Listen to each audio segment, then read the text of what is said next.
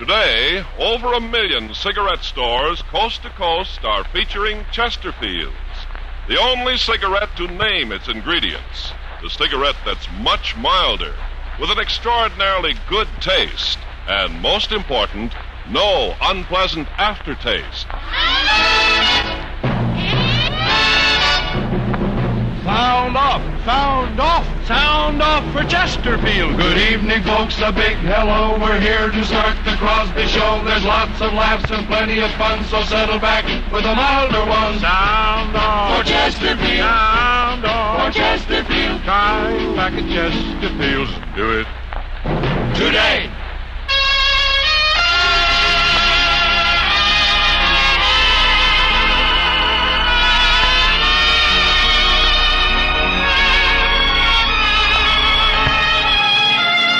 Someone waits for me.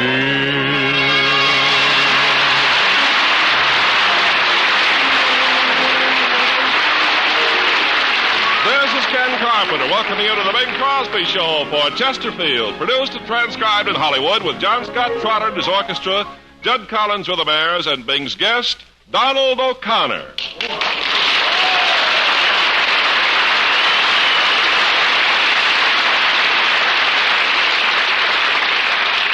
Ladies and gentlemen, next Saturday marks the annual running of America's great turf classic, the Kentucky Derby.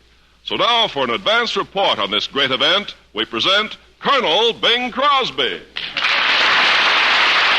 Thank you, sir. My friends, I've been attending the Kentucky Derby, man and boy, for 40 years. And this year, I'm going to see it. How come? I've sworn off mint juleps. Tell me, Colonel. What's that, sir? Are those Kentucky mint juleps really so powerful? No, not really, son. A mint julep is merely a green salad. It's a green salad that's living a little. We drop this dialogue before we get some caustic mail from the Sooth. Bing, are you running a horse in the Derby this year? No, Ken. I've given up my horses. Well, they gave up before you did. I never knew. No, you know, I did in a horse in the Kentucky Derby one year, though. Really? Did you know that? Yes, a real Kentucky thoroughbred. He was raised on bluegrass, nothing but genuine bluegrass. How'd he do in the race? He blew. You know, Bing, the history of the Kentucky Derby, I was reading it the other evening. It's most interesting, yes. It was founded by Colonel M. Lewis Clark in 1875. Is that so? 1875? At that time, it was really just a contest between horses from the north against horses from the south. Now it's the north and the south and the east and the west against the mutual machines. Well, after all, this is the machine age. And if you fight those machines, don't think they won't age you. Incidentally, Bing, you know, the Kentucky Derby is going to be on television next Saturday. How can that be? I thought TV was finished. Finished? What do you mean? Well, someone told me they dropped the atomic bomb on TV last week. No, they just,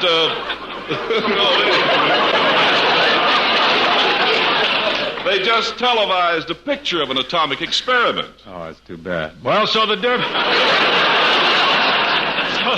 The Derby's going to be on TV, huh? Oh, sure thing. Have you picked the horse yet? Yes, sir. And if I have my usual luck, my selection will come in romping in time for Beanie, I guess. But anyhow, I do want to extend my good wishes to Colonel Bill Coram, General Fred Miles, Sergeant Ray Ellis, and all the good people who will be down at Bourbonville on the lower reaches of the Ohio come Saturday. Now to our opener for this evening's little cantata. We have a song here. It's a bright little thing, real bouncy. It's called Am I in Love? This was written by Mr. Jack Brooks for the forthcoming Paramount picture, Son of Paleface, starring you-know-who.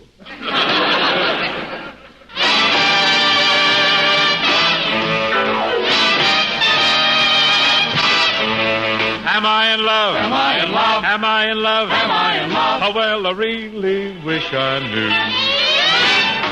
All I know is I want to sigh when you're standing near. I get a Humpty Dumpty feeling. All I know is I want to sigh like I've never sighed before. Now when you're in love, they say you can tell you're sick in the heart and you never get well. Maybe they're right. I wish that I knew why I feel the way I do. Am I in love? Am I in love? Am I in love? Am I in love? Oh, well, I leave it up to you. All I know is I want to dance when I look at you. I get a tippy-tappy feeling. All I know is I want to dance like I've never danced before. My head's in a whirl, my heart's in a spin, and if I'm in love, well then I love what I'm in. I don't know why I'm feeling this way, but the feeling feels okay. Are you in love? Am I in love? Are you in love? Am I in love? What do you say? Well, I really couldn't say. All I know is I want to sing. When you smile at me, I get a la-di-da-di feeling. All I know is I want to sing like I never sung before. Am I in love? Am I in love? Am I in love? Am I in love? Well, I leave it up to you.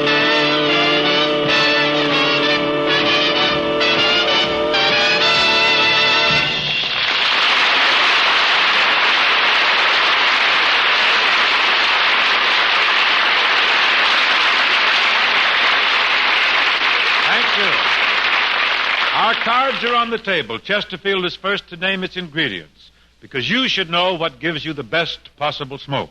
Chesterfield uses the right combination of the world's best tobaccos, pre-tested by laboratory instruments for the most desirable smoking qualities, and kept tasty and fresh by tried and tested moistening agents, pure natural sugars, chemically pure, costly glycerol.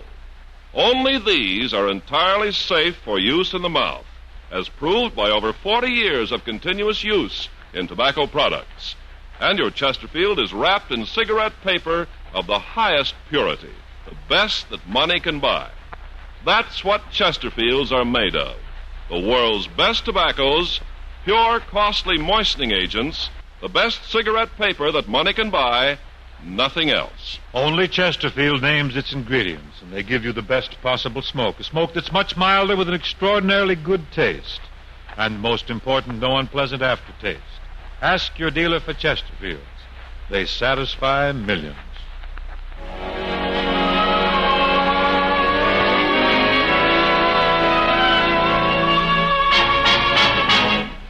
My Bureau of Musical Statistics tell me that this next song is definitely numero uno. Tell me why, though I try to forget, tell me why I think of you yet. I know I'll never be free. What has happened to me? Tell me why. When we danced until 3, tell me why my heart couldn't sing. I never dreamed of romance. Never gave it a chance. When I think of how you looked that day in your gown of silk and lace, I should have known the day you came my way that this is the time and the place. Tell me why I keep fooling my heart when I know it was love from the start. Why don't we give it a try? If you know, tell me why.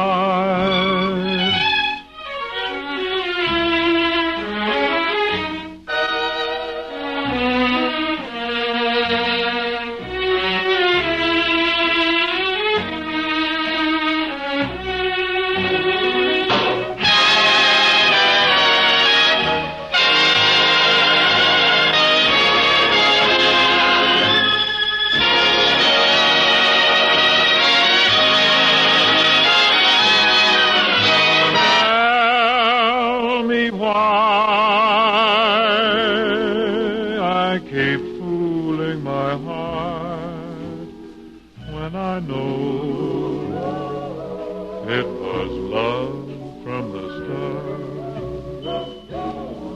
Why don't we give it a try?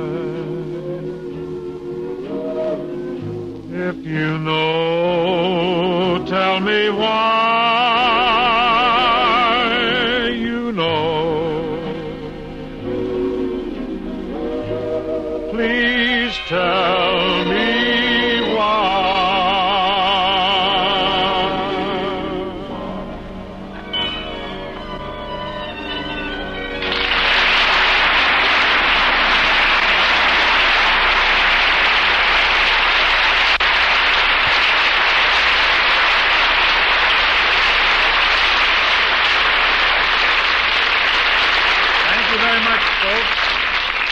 Now, ladies and gentlemen, I want you to meet a chap whom I consider the most versatile young performer in our business.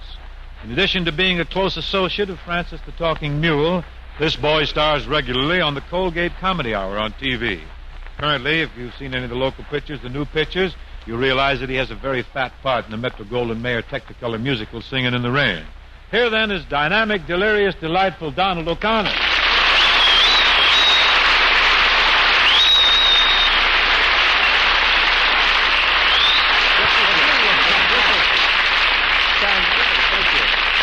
Well, thanks, Bing. That was really a terrific introduction, but you shouldn't have said all those nice things about me. After all, I don't deserve such a build-up. Oh, Donald, you attempting to be modest? Yeah, and it's killing me. Well, then let's live a little, son. Don, I want to tell you something. To really adequately cover your varied and outstanding talents, I'd have to go on for hours. I would. No wonder everybody loves this man. Really? You sing, you do Master of Ceremonies, you dance, you do legitimate acting, you do comedy? Well, I also write songs, you know. You write songs, too? Mm-hmm. Yeah. I just happen to have a new song right here in my pocket. Don't reach for it. I'll break your arm. No wonder everybody hates this man. I tell you what you could do with your song, Donald. Huh? Oh, I'd rather have you break my arm. No.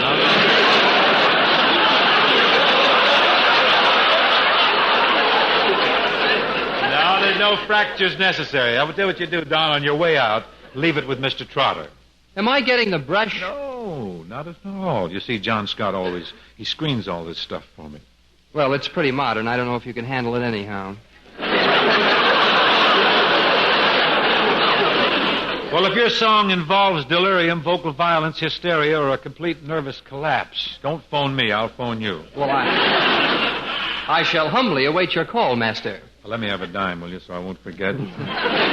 Don, even though you've backslid into songwriting, I can't help but recall, I often do with great pleasure, great nostalgia, our first association. You remember the picture, Sing You Sinners, the one that you and I and Fred McMurray did at Paramount not long ago? Not long ago?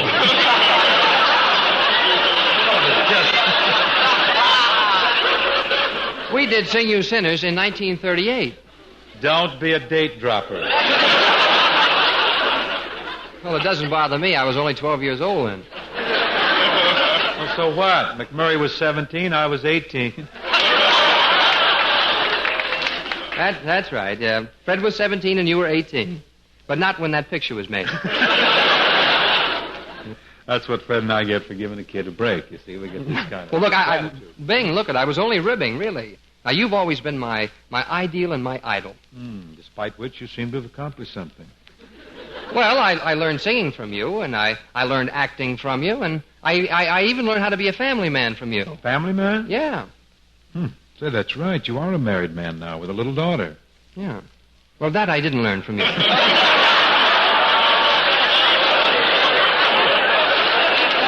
just spoke a book, so... So I understand your little girl, Donna. I understand that Donna was on TV with you recently. You understand? You mean to say you didn't see the show? Nope. Well, Bing, don't knock TV until you've tried it. I ain't going to try it. Well, why not? Well, for one thing, outside of Senator Kefauver, I can't think of anyone that TV has done any good. Well, what about me? You were good before TV. Oh, it's hard to argue with this man. But, Bing, at least you could watch TV. Donald, I wouldn't sit around every night slumped down in a chair and watch television if this were Russia and Stalin said, "Everybody look."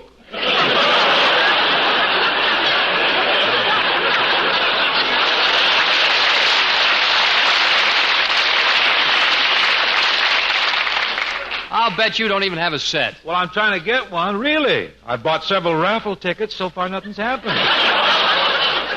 Yeah, but with no TV set, you and Dixie must be social outcasts. Oh, we keep up a front. You know, for social purposes. We have friends over quite often. We sit around with the lights out. And if anyone complains, you tell them you're waiting for the repairman, huh? That's right. I see. But, Don, working in television's a pretty tough grind, isn't it? Seems to me, since you're doing so well in pictures, why do you go on knocking yourself out with TV? Well, I'll tell you, Bing, I'm trying to preserve my individuality. Mm-hmm. Now, that's one of the reasons I dropped in tonight. Well, what's your problem? Well, I feel that I'm limiting myself by making all those pictures with Francis the Talking Mule. How so? Well, after all these years in show business, I wind up with a jackass for a partner. Oh, I know just how you feel.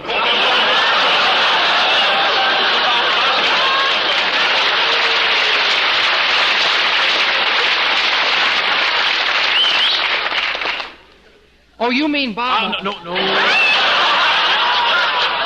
No names, please.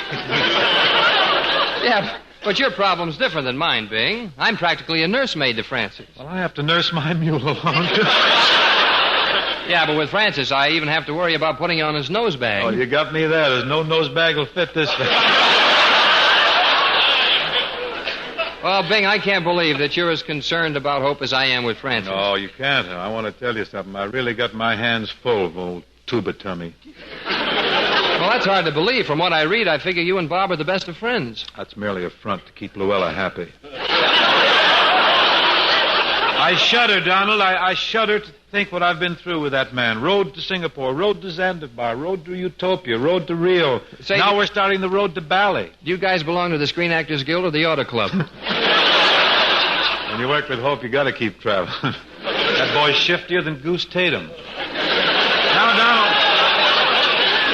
what do you say we eschew the dialogue for a while, huh, and get on to something musical? Oh, you're going to sing my song? Well, I thought perhaps we'd do Small Fry. After all, that's the song we did in Sing You Sinners. All right, if you want to take a chance with a hit. Say,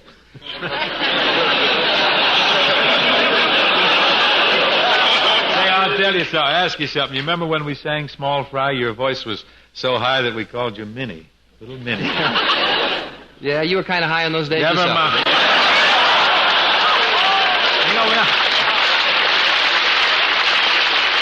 I've dropped at least 2.5 octaves. Have you? Yes. I see. Tonight, what we ought to do with Small Fry, though, Donald, is bring the lyric up a little more current, make it a little more up to date. After all, nowadays, I can't bawl you out for not going to school and for kissing the neighbor's daughter. I don't know. You ought to see my neighbor's daughter.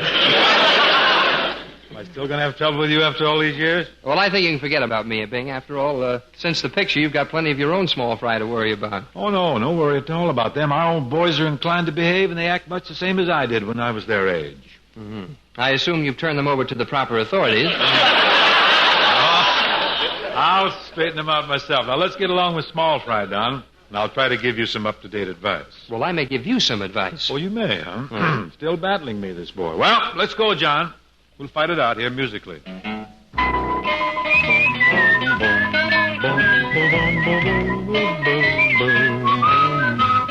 Oh, Small Fry, your dancing's improved greatly. Well, thank you, Tall Fry. Say, what have you been doing lately? My, you haven't changed a bit. What's wrong? Still can't get britches big enough to fit. Say, about television now. Ouch. You ain't sympathetic? I'd rather have my appendix out without an anesthetic. Well, I don't know. It's been mighty good to me. That's right. I hear you're quite a catfish on the old TV. When you and I first sang this song, it boosted my career along. I thank you. It did. It certainly did.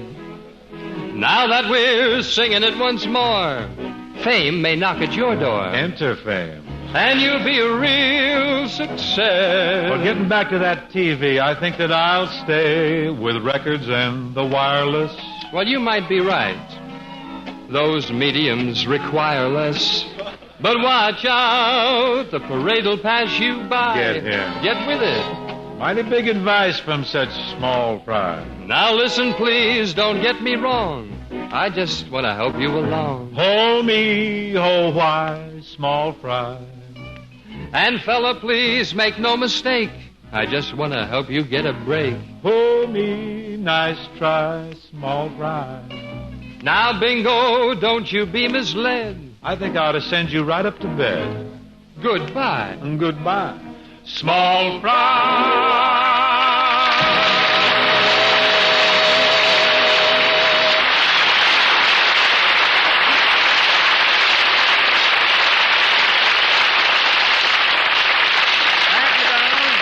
I shall certainly take advantage of all your good advice and your warnings. Well, please do. Now, what about my song? Oh, yes, your song. May I see it? Oh, sure. Here you are. Just happen to have Just a have it copy. right here. Mm-hmm. This is it, huh? That's it. Nice title. What does it say here? I waited a little too long. No offense. Oh, I know this song. I do. I really know K-Star has a great record out on it. Very good tune. Well, certainly. You didn't think I'd bring any dog meat around here, do you? Never can tell about songwriters or song pluggers either, for that matter. Let's see this copy here. I waited a little too long. Words and music by Sidney Miller and Donald O'Connor. ASCAP. What does that mean, ASCAP? Also Strauss, Carmichael, and Puccini.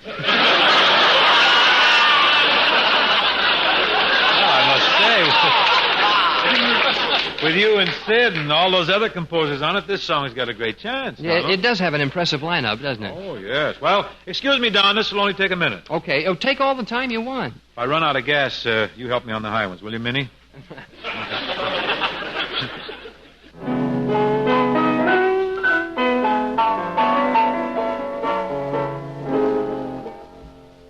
I could have had you for a lifetime, but I waited just a little too long. I played the game, but not very smart. While I took your kisses, someone took your heart. I thought that I had done the right thing, but I know now that I was so wrong. I could have had you for a lifetime,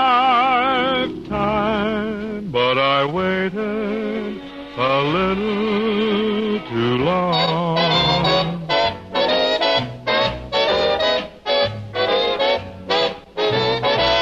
You could have had her for a lifetime, but I waited just a little bit too long.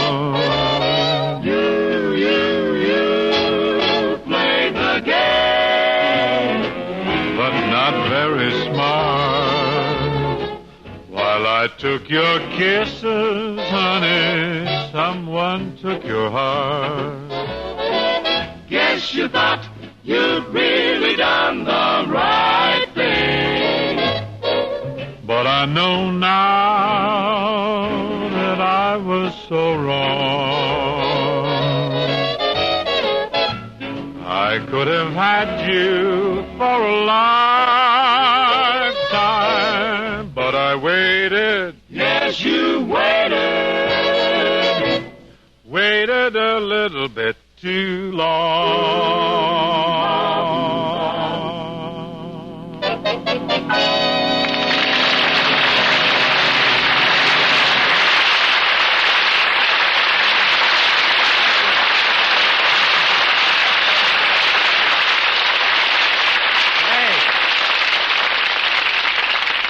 That's a real torturing, huh? Ah, yeah. Gosh. To write a number like that, you really must have lived, Donald. Hmm? Well, I just haven't been sitting around listening to the radio, you know. So much depth, so much feeling in those words. They can only come from some soul-destroying experience, from supreme suffering and adult anguish. Well, you see, I wrote this tune with Sidney Miller, and between the two of us, we're 54 years old. Well, that explains everything. You've been around more than Errol Flynn. But, folks, now to get on to business. Here's why you should change to Chesterfield today. And now, wait a minute, Bing. I smoke Chesterfields. I can tell them why they ought to change. Well, okay, Don, shoot. Well, look at it this way, folks. We all like to be in the know. And Chesterfield puts you in the know by telling you what it's made of. Chesterfield is first to do it. Right, Don, right. Chesterfield is first to name its ingredients. Chesterfield uses the right combination of the world's best tobaccos, pure, costly moistening agents, cigarette paper of the highest purity, nothing else. Yes, only Chesterfield names its ingredients. Research tells you that these are the ingredients that give you the best possible smoke. Chesterfield Research Laboratories are the best in the business. Our chemists work with outside independent consultants, including scientists from leading universities. And don't forget, folks, that Chesterfield has the newest and most modern of cigarette factories. So figure it out for yourselves. The best factories, best research, best ingredients, all this to make Chesterfield the best possible smoke. Ask your dealer for Chesterfield today. Go, go, go, go! Go down to your dealer's hurry run and ask him for the milder one. Much milder with a better taste and no unpleasant aftertaste. Sound on. For Chesterfield. Sound on. For Chesterfield. Try a pack of Chesterfields. Do it. Today! Y'all great on today.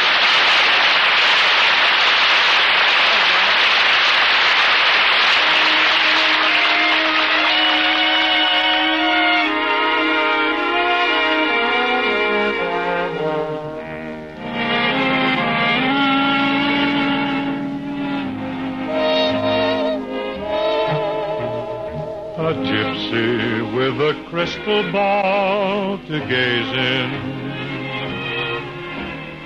can look into the future, so they say. But I am so afraid of fortune tellers. To know the truth might cast my world away. Now, just suppose I called upon a gypsy to find you're gonna break my heart someday. So, darling, I'm confessing, not knowing is a blessing. So you can keep me guessing, come what may.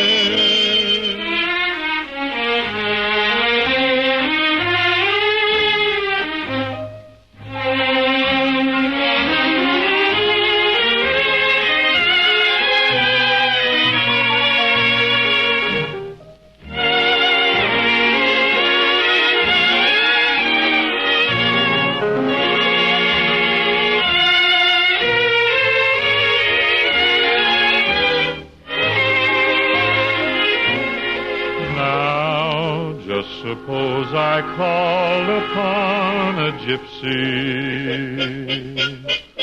to find you're gonna break my heart someday. So, darling, I'm confessing, not knowing is a blessing. So you can keep me guessing, come what may. Yes, you can keep me guessing, come what may.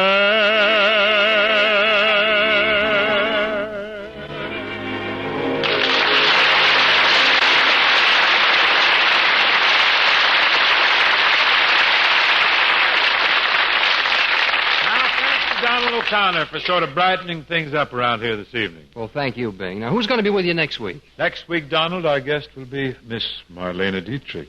I'll bet that'll be a slinky, sultry one. Full of intrigue, very continental, you know.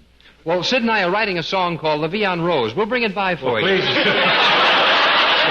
With a free translation, eh? Thank you. Goodbye, Donald. See you soon. Remember, friends, Chesterfields are much milder with an extraordinarily good taste, and most important, Chesterfield leaves no unpleasant aftertaste.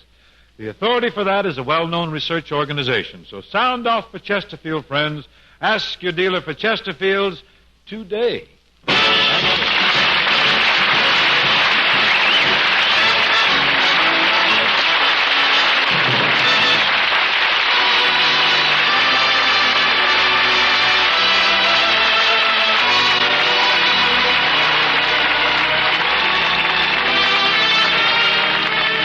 Cosby Show, presented by Chesterfield, was produced and transcribed in Hollywood by Bill Morrow and Murdo McKenzie. Tune in next week and hear Bing and his guest, Miss Marlena Dietrich.